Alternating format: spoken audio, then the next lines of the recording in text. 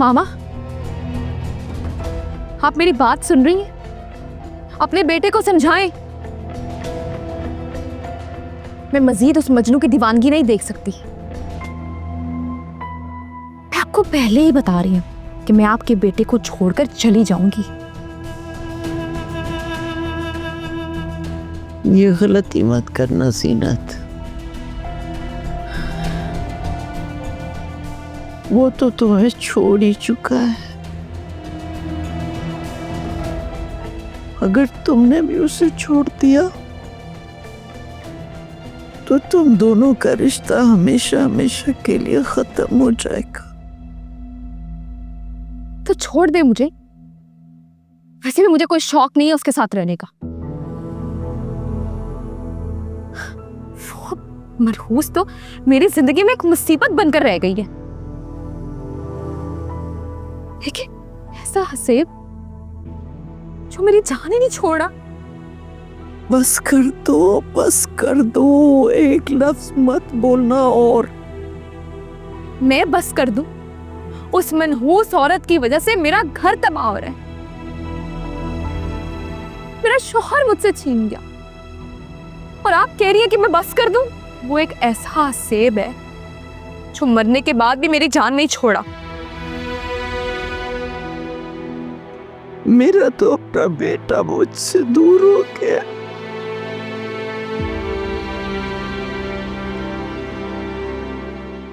वो बेटा जो मुझसे बेपनाह मोहब्बत करता था, मेरी एक एक बात को पूरा करना अपना फर्ज समझता था।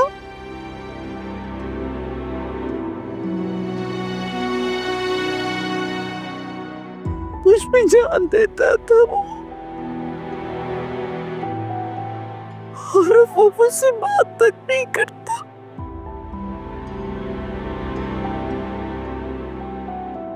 सिर्फ और सिर्फ तुम्हारा साथ देने की वजह से वो मुझसे खफा हो गया। आप इस तरह रोने धोने के बजाय अपने बेटे को समझाएं कि अगर उसने अपनी दीवानगी नहीं छोड़ी तो मैं उसको छोड़कर चली जाऊंगी।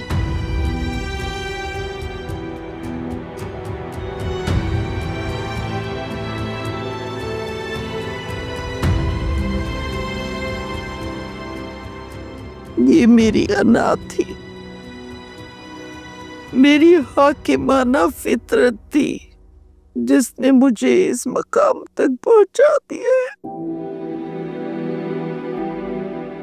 बर्बाद हो गया सब कुछ।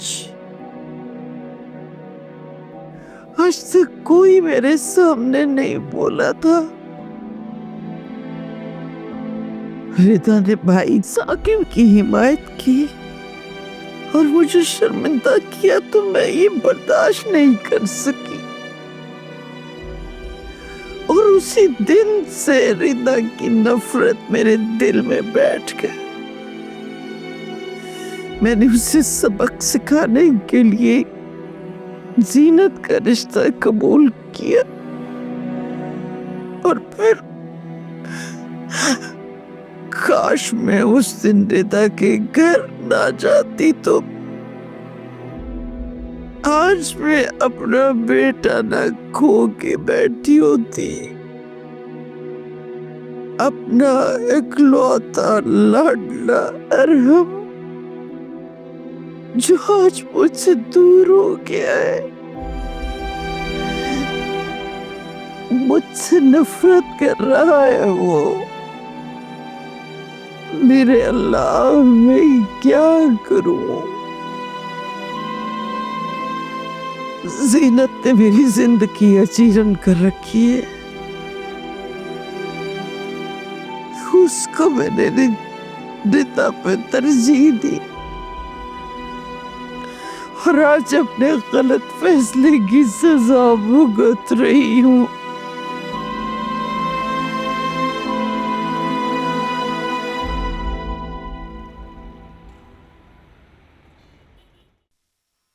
रानी, और कितना इंतजार करना पड़ेगा? बात करो ना साकिब भाई से, मेजर फिजा की शादी करवाओ।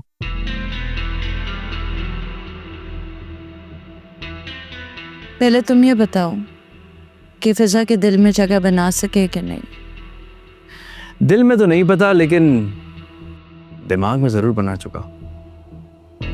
उसे इस चीज का एहसास है जब उसके पास कोई नहीं था, उस वक्त सिर्फ मैं था उसके पास, और वो चीज मानती भी है। ये बात तो साकिब भी मानते हैं। मुश्किल घड़ी में सिर्फ तुमने उसका साथ दिया। घर में जब ताज़ियत के लोग आ रहे थे, तुम सब देखभाल कर रहे थे। घर के सारे काम तुमने देखे। जब साकिब को किसी की ज़रूरत थी, तब तुम ही ने उनकी मदद की। आदाब आदाब। इस तारीफ का मतलब मैं ये समझूं कि मैंने कोई कारनामा अंजाम दे दिया। हाँ, मानना ही पड़ेगा, इतने भी नाकारा नहीं हो तुम। जिस वक्त साकिब को किसी की मदद की ज़रूरत थी, तब तुम थे वहाँ पे, और ये पॉइंट तुम्हें बहुत फ़ायदा देगा।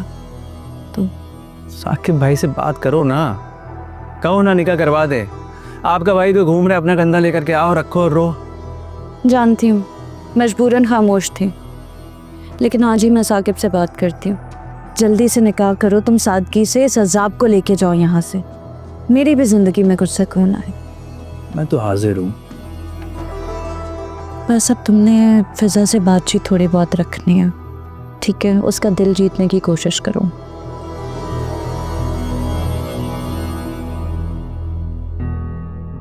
वो झूठ बोलकर हमें डिट्रैक्ट कर रहा है।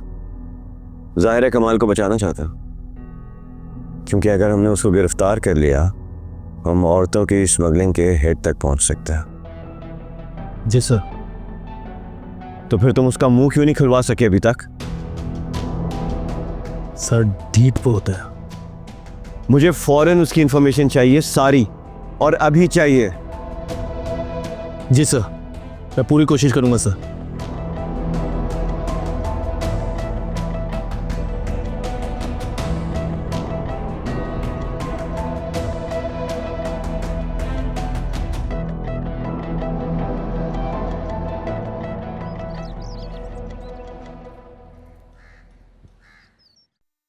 कैसी बातें कर रही हो ज़ीनत? हमारे पास सर छुपाने के लिए इससे बेहतर ठिकाना और कोई भी नहीं है। बस करें अम्मी आप। मैं आपके और फरहत के लिए अब मजीद और कुछ नहीं कर सकती। हरम तो कभी मेरा था ही नहीं, उसको तो अपनी बीवी नजर ही नहीं आती। वो तो रिदा की याद में मुर्दा बन चुका है। और आप क्या चाहती हैं कि मैं उस मुर्दे के साथ कब्र में जिंदगी गुजारूं? कैसी बातें कर रही हो ज़ीनत? क्या हो गया है तुम्हें? यही सच है। हरम तो ना मुझसे बात करता ना मेरी तरफ देखता है। पता नहीं वो मुझे तलाक क्यों नहीं दे रहा। शायद इसीलिए कि वो रोज मुझे ये याद दिलाए कि मैं मुजरिम हूं, मैं रिदा की कातिल हूं। आपी, अगर इतना तंग आ गई हो तो छोड़ दो अरहम को। मगर क्या? वही बात जो मैं हमेशा से समझाती आई हूँ। छत तुम्हारी है लेकिन जमीन पराई। पहले जमीन अपनी बना लो ताकि कदम ना उखड़े, और फिर इन दोनों माँ बेटों को निकाल के फेंक देना, अपनी जिंदगी से भी और इस घर से भी।